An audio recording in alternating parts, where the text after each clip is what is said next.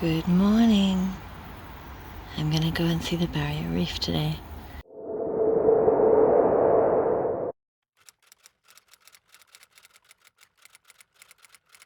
The Great Barrier Reef is on millions of bucket lists and can be seen from space.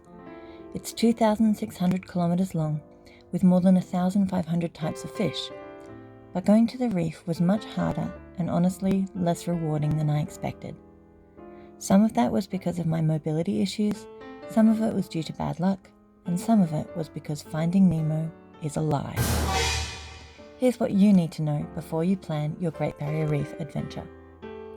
First of all, it's algae that gives coral its colour, and most algae is green or brown.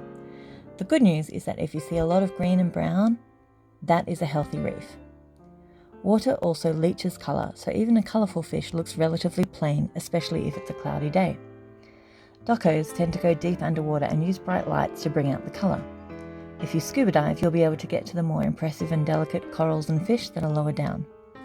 You can get taught to scuba dive as part of a full-day adventure with Cruise Whitsundays, and you get a full refund if it's immediately obvious that you completely suck at it.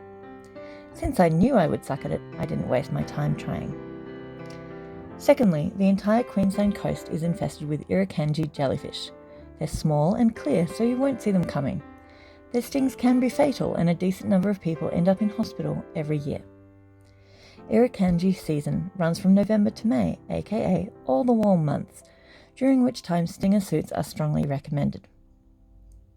If you really can't deal with stinger suits, then it's worth noting that the cooler months are still pretty warm, especially in the top end, so you should consider going then. I'm both tall and morbidly obese, so it's often hard to find clothing in my size, and I'd seen several videos of fit, healthy people clumsily getting into their suits and then saying how bad they looked. Well, they're extremely stretchy, so they're slow to get into but not that difficult, even for me. And I'm over 40, so I can cheerfully pose for the camera in my suit. Hopefully that helps you feel better. My only issue was getting the suit off my shoulders, which I asked Chris to help me with. And I do recommend you go to the bathroom before you get into it. Do you get seasick? If you're not sure but you do get car sick, then the answer is yes. I'm probably in the top 10% when it comes to seasickness inclinations, and I ultimately felt okay, but most of the time I needed to try to face directly ahead, which wasn't all that easy, as that's where the captain and crew sit on most ships. I took seasickness pills and didn't throw up, but the 3 hours out to Hardy Reef weren't fun, nor were the 3 hours back, or even being on the pontoon, which is really very steady but still moves a tiny bit. I saw more than one person throwing up. Both my kids were seasick too, although not too badly. The barrier part of the Great Barrier Reef means that by definition it has to be at least an hour away from land. But all is not lost. It's worth noting that there is plenty of shallow water fringing coral and fish that is much easier to get to and well worth visiting. Most of the best spots are near various islands, so there's probably still some sailing to do. We went on a glass-bottomed boat in Chute Harbour a couple of days later, which was just as good as the semi-submersible experience on Hardy Reef, and with 0 travel time. Chute Harbour is also very beautiful above the water, but you really can't swim there, as it's also a major hotspot for both large sharks and crocodiles. Anywhere near the Proserpine River is a bad idea for swimming, as the older crocs are constantly forcing the young crocs out, which means you're quite likely to run into one anywhere in the general area. Point 4. This may come as a shock, but the Great Barrier Reef is outside. In fact, pretty much the entire ocean is out there, and lacking in air conditioning to boot, which means your day depends a lot on Mother Nature's mood.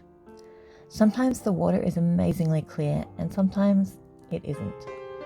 Sometimes it's easy to swim around and look at things, and sometimes it's barely possible to get out into the ocean at all, as it's too busy trying to drown you and/or sweep you off to distant lands. Which brings me to my final point. Autism and various other disabilities can wreck your holiday just like they try to wreck the rest of your life. And phobias can definitely mess with you too. I'm not alone in being a bit scared of fish or swimming in any water in which I can't see the bottom. The depth at Hardy Reef ranges from around 5 metres to 18 metres. Tim point blank refused to go near the water, and to the extent he was able, he refused any kind of reef-related activity whatsoever. If an autistic person has an irrational objection to a fun activity, there's probably some inscrutable reason and they should not be forced to participate. and the ocean is pretty scary, so I wasn't super surprised at Tim's reaction. It was also very physically hard to get anywhere in the water. I'll talk more about the disabled experience in a bit. Let's talk Cruise Whitsundays. I specifically chose the Cruise Whitsundays full-day adventure because their pontoon is enormous and has, among other things, stairs into the water and a platform where you can sit and watch the fish without being fully submerged. If all you can handle is dipping a single foot in the water, you can do that. There's an underwater observatory and a semi-submersible vessel, similar to a glass-bottomed boat, for those who don't want to get wet at all, and there are scuba lessons for those who want to literally go deeper. There's even a helicopter, although flying or scuba diving does cost extra. They also had a limited number of GoPro underwater cameras you could hire for $75, and their own underwater photographer. Some people do a Reef sleep adventure, which would have been an absolute nightmare as they had tents on the deck where sun could reach them, and the even hotter than usual temperatures would have been absolutely awful. There's no ducted AC on the pontoon at all, so Reef sleep people were coming onto our boat to gain some relief from the heat. Most people go straight for the water when the boat reaches the pontoon, then all get tired and have lunch at the same time too. We were smart and went straight for the observatory. Even Tim said it was okay. There were plenty of fish, especially these grey ones. Here's a photo in case you want to focus on them. Every so often we'd see the outline of a larger fish lurking in the gloom. The murkiness of the water that day certainly added to the mystery of the ocean and its denizens, which was pleasantly terrifying. My plan was to go in the semi-submersible next, but the weather was too rough for the first couple of hours. So we had lunch first, which was a buffet back on the boat. We spent 4 hours on the reef altogether, which sounds like a lot, but with only one of us able to swim at a time, we didn't get as much time as we would have liked. And my swimming was complicated and time-consuming. Before we got to the pontoon, I filled out a health questionnaire and was rated as medium risk and told I had to stay on the ropes rather than swimming freely. But my biggest issue was wearing flippers, which are required by Cruise Whitsundays protocol, so that people have enough power to swim back to the pontoon against the current. I've always hated flippers and never spent more than a few seconds with them on. Apart from anything else, I swim only breaststroke, and flippers are better suited to freestyle. On more than one occasion, I've swum 5 kilometers in one go just for fun, and although I couldn't do it these days, I can float for absolutely ages with no issues. It's one of those rare things that gets easier when you're overweight. But apart from my muscles being generally weak and my joints hypermobile, I have some very minor brain damage from migraines that makes me even more uncoordinated and even slower to learn new skills. So for me, wearing flippers was an absolute nightmare, particularly while attempting to look after my daughter.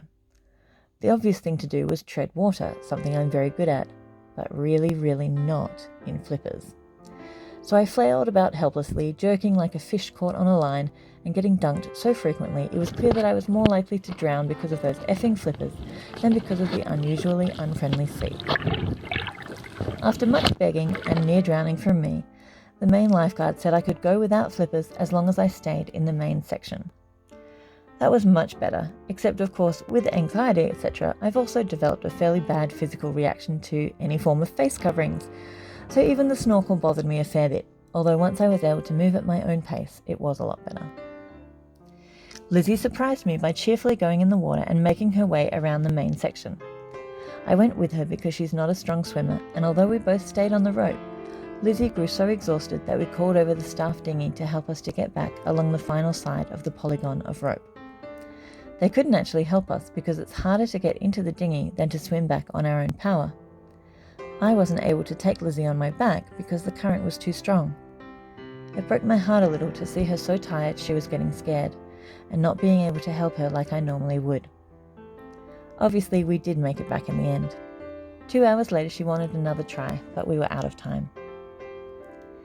I was hoping to see a sea turtle and/or a reef shark, but instead I quickly found myself embarrassed, frustrated and exhausted, and I hadn't even seen the reef. Once I'd got my strength back, I took the kids on the semi-submersible. Thank goodness it was eventually able to go, because it was really good.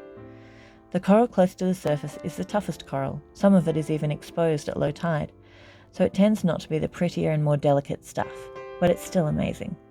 I strongly recommend the semi-submersible for anyone with a physical difficulty who is still able to get up and down steep stairs. Or better yet, a glass-bottomed boat, so you don't have to spend an extra 6 hours at sea trying not to think about throwing up.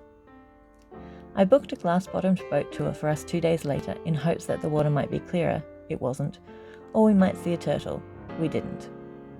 Pretty much all vessels have stairs that you have to climb up or down, so if you can't negotiate stairs, you'll have to choose your adventure very carefully. A lot of the excitement of the reef is visual, so if you have low vision, your enjoyment depends on a lot of factors, including your personality. It's also fascinating scientifically, and it's fun to swim in the sea. If you are hard of hearing, you should know that boats are very noisy. Every boat that I went on had ambient noise over 80 decibels. I wished I had some of those noise-cancelling headphones Lizzie uses when her classroom is too loud. I went back in the water solo and did actually glimpse the nearest wall of coral, but even though I filmed it, it wasn't clear enough for the cameras to pick it up. But I saw it, honest. I'm fairly sure one of the massive wrasse fish passed beneath me at one point too. Not close enough for me to be sure, but close enough for me to be glad it wasn't any closer. The best images I have were taken at and on the platform. As I stepped down into the illustrious waters of the Great Barrier Reef, I thought these fish were the foretaste of something wonderful, but it turned out they were the main meal. Those were the best and brightest fish I'd see all day.